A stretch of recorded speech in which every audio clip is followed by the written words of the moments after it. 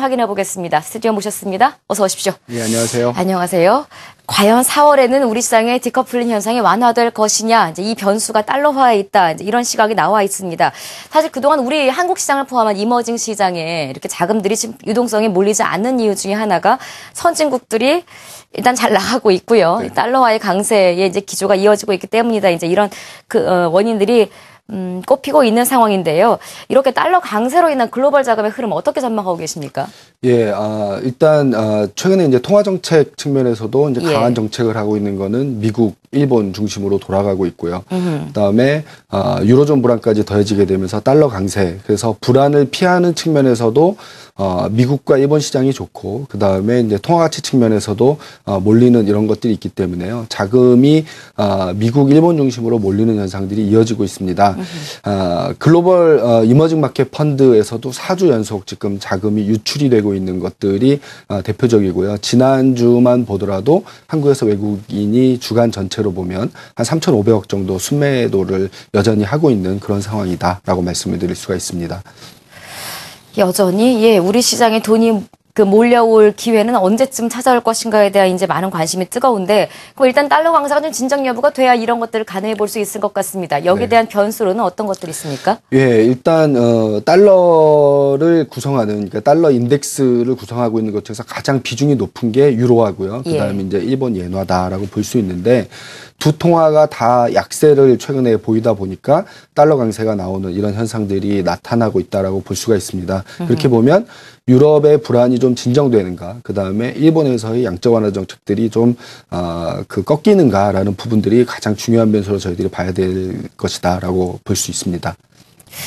역시나 예, 일본의 양적 완화 정책에 좀 달러와 강세에 영향을 미칠 것이다라고 보고 계시고, 유로존 요즘 또 워낙 불확실했습니다. 하나하나 풀어보죠. 유로존 불확실성은 키프로스 산타는 조금 이제 진정이 되고 있는 듯하고요. 또다시 네. 이탈리아 문제가 오히려 뜨겁게 수면 위로 나오고 있는 상황인데, 4월 유로존 핵심 이슈와 달러화의 영향 한번 짚어볼까요? 예, 말씀하신 대로 이제 키프로스 문제하고 이탈리아 이제 두 나라가 문제가 되는데요.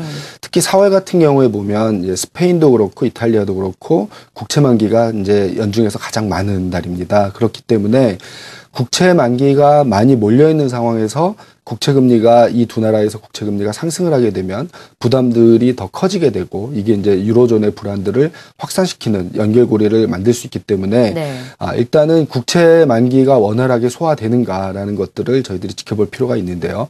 최근에 나타난 그 불안 요인들이라는 부분들을 시장이 어떻게 읽고 있는가라는 것들을 확인하는 거가 되겠죠.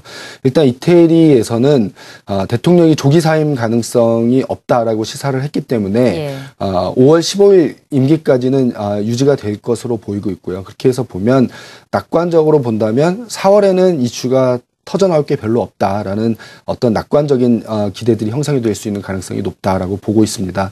그렇게 해서 보면 지난달에 비해서 4월에는 유로존 불안들이 좀 잠잠해질 가능성이 있고요. 키프로스 문제도 이제 그 예금자들의 손실률이 어느 정도 확정이 됐기 때문에 유로존 문제는 결국에는 더 나빠질 게 없다라는 것들이 확인되는가라는 것들이 이번 달의 핵심 이슈다라고 말씀을 드릴 수가 있습니다. 네, 유로존은 더 나빠질 게 있느냐 없느냐, 여기 추정을 마친다면 일본입니다. 이번에 통화정책회의 이제 또 이번 주에 예정돼 있는데, 추가 양적 완화가 에 대한 언급이 나올 가능성이 있다라는 얘기가 오히려 나오고 있습니다. 엔화 약세가 더 유지가 된다면 달러 강세는 또 오히려 더 강해지지 않을까, 이런 의문도 남기는 부분인데요. 이 부분을 어떻게 보세요? 엔화 문제는? 예, 사실 이제 어느 정도 위험이 있는 전망이다라고 볼 수가 있는데요. 정황적으로 보면 지금 현재 일본 중앙은행 BOJ가 올해에 매입하기로 돼 있는 국채 매입 계획은 35조엔입니다. 이게 이제 올해 예상되는 일본의 국채 발행 잔액을 거의 다 사들이겠다라는 규모인데, 여기에다 추가적으로 양적 완화 규모를 더 얹어 놓을 수 있을까라는 부분에서 보게 되면 강한 시장이 기대하는 것처럼 양적 완화 규모를 더 확대하는 것들보다는 새로운 어떤 자산 매입 그러니까 뭐 ETF일 수도 있고 그다음에 예. 최근에는 단기채를 집중적으로 샀는데 장기채를 사겠다. 이런 정책들이 나올 가능성이 있고요.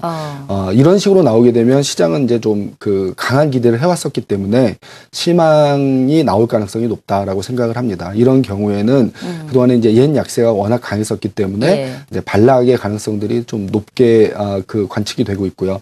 그럴 가능성들을 보고 저희들이 좀 대응을 해야 되지 않을까라는 판단입니다. 엔화 약세에 대한 기대감이 워낙 컸던 만큼 정책이 그만큼 받쳐주지 않으면 강세로 전환될 가능성을 조금 열어두신 것 같아요. 예. 유럽과 일본 이야기를 분석해 보면 달러와 강세의 기조가 조금은 완화될 분위기를 감지할 수 있게 되는데요. 그렇다면 우리 증시에 미칠 영향은 어떻게 되는 겁니까? 예, 이제 크게 이제 두 가지로 볼 수 있을 텐데요. 첫 번째는 yen 약세 피해주 자동차가 대표적이었죠. 이제 네. 상당히 많이 눌려 있었는데 여기에서부터 이제 반등의 가능성을 보는 것들이 첫 번째이고요.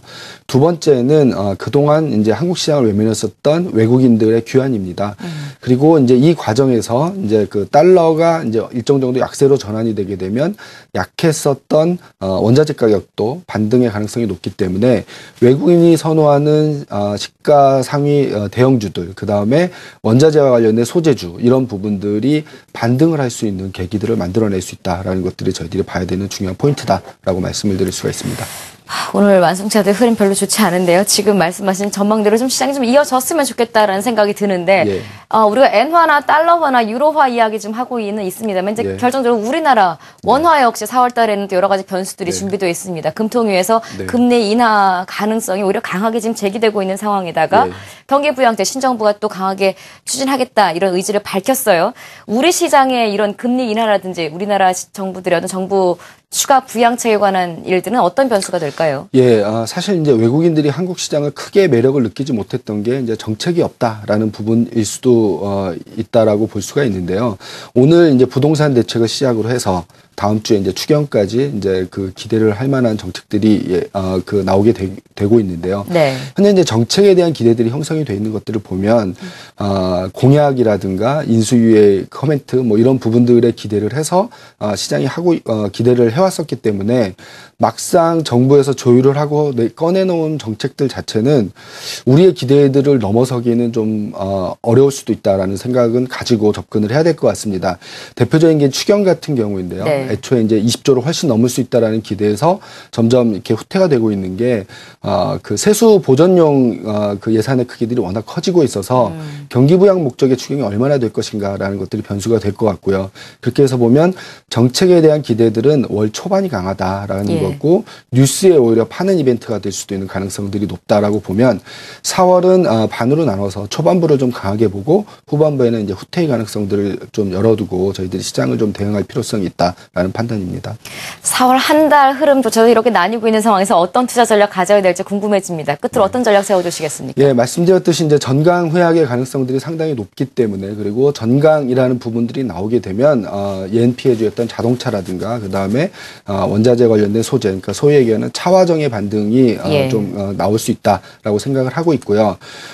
그 이후로 보게 되면 전반적으로 이제 안전한 주식들, 그러니까 내수의 흐름들이 워낙 탄탄하기 때문에 내수주로 그 몰리는 이런 장세들로 숨어들 가능성이 높습니다. 그렇게 보면 초반에 강세가 나타났을 때 차화정 주식의 이익 실현, 그 다음에 내수주로 이제 그 전환해가는 이런 전략을 가지고서 4월 한 달 좀 대응해 보는 것들이 바람직하다라는 판단입니다. 네, 4월 초반 차화정 중심의 반등 예상이라는 자막이 나가고 있습니다만 말씀으로는 초반에 그렇게 반등이 나왔을 때 이익 실현을 좀 하고 후반부에는 내수주 위주로 포트폴리오를 다시 재구성하는 건 어떻겠느냐라는 전략으로 마무리하겠습니다. 대신증권 김승현 부장 함께했습니다. 고맙습니다.